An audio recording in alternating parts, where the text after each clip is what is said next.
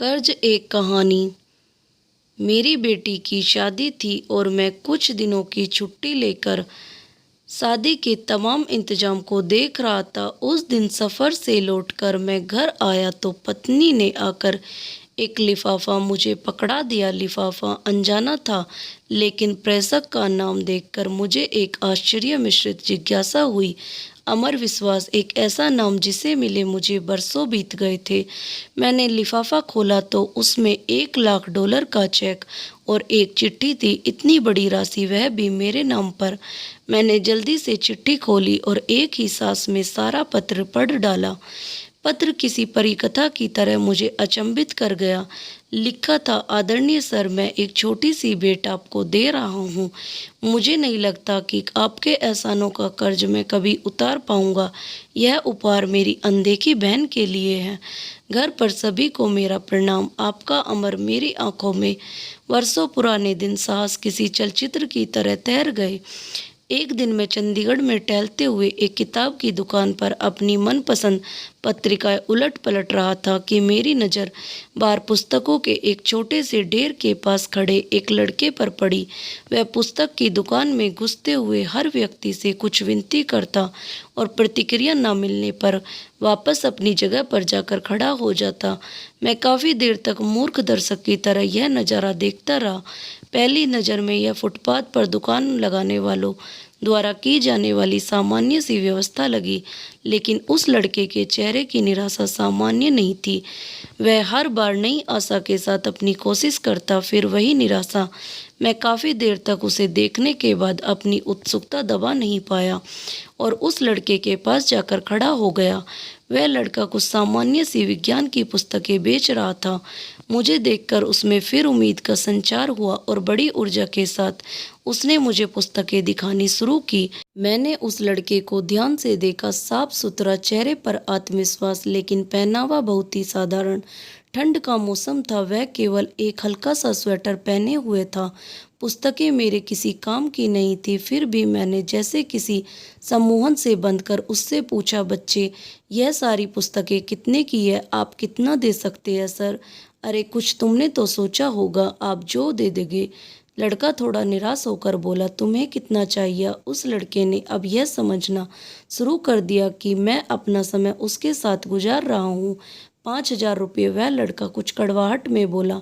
इन पुस्तकों का कोई 500 भी दे दे तो बहुत है।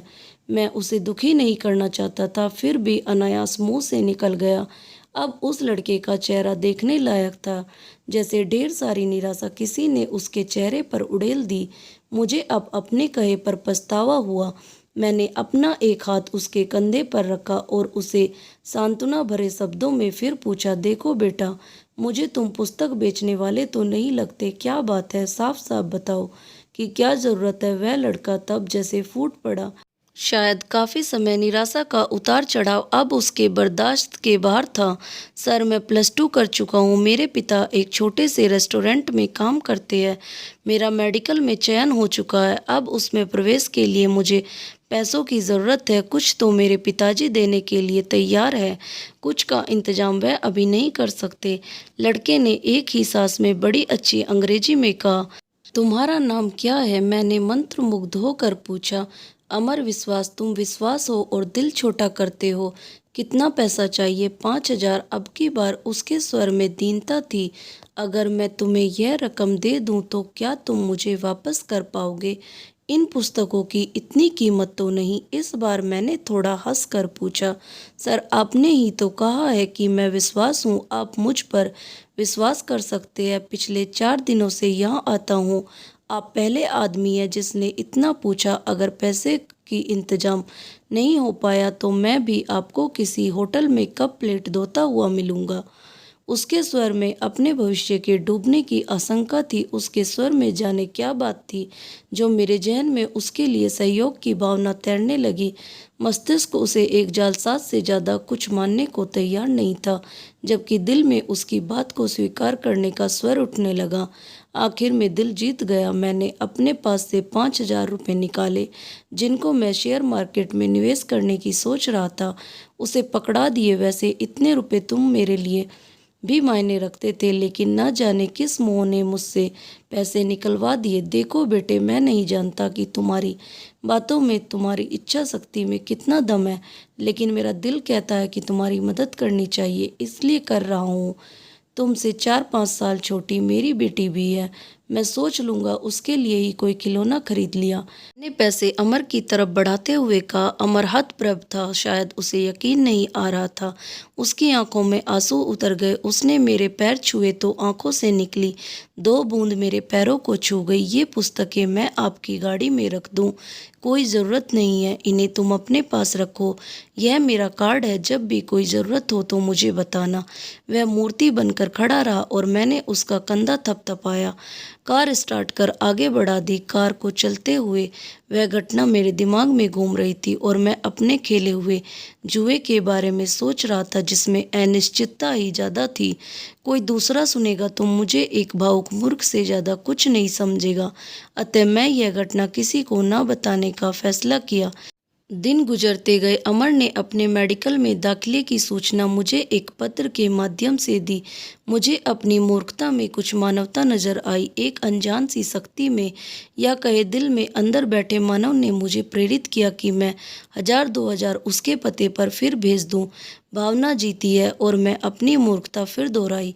दिन हवा होते गए। उसका संक्षिप्त सा पत्र आता, जिसमें 4 लाइन होती, 2 मेरे लिए, एक अपनी पढ़ाई पर और एक मिन्नी के लिए, जिसे वह अपनी बहन बोलता था। मैं अपनी मूर्खता दोहराता और उसे भूल जाता। मैंने कभी चेष्टा भी नहीं की कि उसके पास जाकर अपने पैसों का उपयोग देखूं। ना कभी वह मेरे घर आया। कुछ साल तक यही क्रम चलता रहा। एक दिन उसका पत्र आया कि वह उच्च शिक्षा के लिए ऑस्ट्रेलिया जा रहा है। छात्रवृत्ति के बारे में भी बताया था और एक लाइन मिन्नी के लिए लिखना वह अब भी नहीं भूला। मुझे अपनी मूर्खता पर दूसरी बार फक्र हुआ। बिना उस पत्र की सच्चाई जाने समय पंख लगाकर उड़ता रहा। अमर ने अपनी शादी का कार्ड भेजा। वह शायद ऑस्ट्रेलिया में ही बसने के विचार में था। मिन्नी भी अपनी पढ़ाई पूरी कर चुकी थी। एक बड़े परिवार में उसका रिश्ता तय हुआ था। अब मुझे मिन्नी की शादी लड़के वालों की हैसियत के हिसाब से करनी थी। एक सरकारी उपक्रम का बड़ा अफसर कागजी शेर ही होता है। शादी के प्रबंध के लिए ढेर सारे पैसों का इंतजाम उधेड़ बुन, और अब वह चेक। मैं वापस अपनी दुनिया में लौट आया।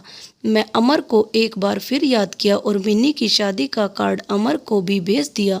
शादी की गहमागहमी चल रही थी और मैं अपनी पत्नी के साथ व्यवस्थाओं में व्यस्त था, और मिन्नी अपनी सहेलियों में। एक बड़ी सी गाड़ी पोर्च में आकर रुकी। एक शख्स के लिए ड्राइवर ने गाड़ी का गेट खोला तो उसे शख्स के साथ उसकी पत्नी, जिसकी गोद में एक बच्चा था, गाड़ी से बाहर निकले। मैं अपने दरवाजे पर जाकर खड़ा हुआ तो लगा कि इस व्यक्ति को पहले भी कहीं देखा है। उसने आकर मेरी पत्नी और मेरे पैर छुए। सर, मैं अमर, वह बड़ी श्रद्धा से बोला। मेरी पत्नी अचंभित सी खड़ी थी। मैंने बड़े गर्व से उसे सीने से लगा लिया। उसका बेटा मेरी पत्नी की गोद में घर सा अनुभव कर रहा था। मिनी अभी भी संशय में थी। अमर अपने साथ ढेर सारे उपहार लेकर आया था। मिनी को उसने बड़ी आत्मीयता से गले लगाया। मिनी भाई पाकर बड़ी खुश थी। अमर शादी में एक बड़े भाई की रस्म हर तरह से निभाने में लगा रहा।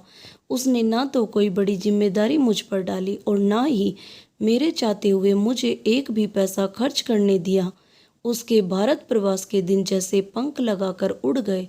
इस बार अमर जब ऑस्ट्रेलिया वापस लौटा तो हवाई अड्डे पर उसको विदा करते समय न केवल मैं बल्कि मेरी पत्नी मिनी सभी की आंखें नम थी। हवाई जहाज ऊंचा और ऊंचा आकाश को छूने चल दिया और उसी के साथ साथ मेरा विश्वास भी आसमान छू रहा था। मैं अपनी मूर्खता पर एक बार फिर गर्वित था और सोच रहा था कि इस नश्वर संसार को चलाने वाला कोई भगवान नहीं, हमारा विश्वास ही है। और आप किसी के साथ भला या बुरा करते हो तो वह किसी न किसी रूप में आपके पास वापस आता ही है।